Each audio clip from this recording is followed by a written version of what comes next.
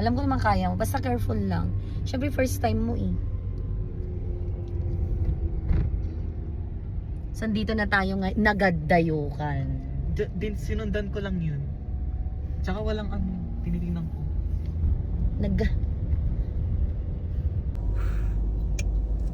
Ang galing naman ng aking kakay. Nag-stop.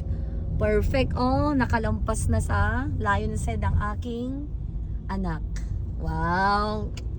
Sigurado tuwang-tuwa ang daddy neto at saka ng Kuya Ken. Perfect. Congratulations. Welcome to the club. Welcome to the club. Truck. So, yun. So, I'm very much happy for today's video. Siyempre, achievement to sa part ng anak ko. First time talaga. So, yun, ang pinakamahirap na part dito sa Cannon Road. Para sa akin, for me, dun sa may Lion talaga. Kasi yung maggaganyan siya, magle-letter U.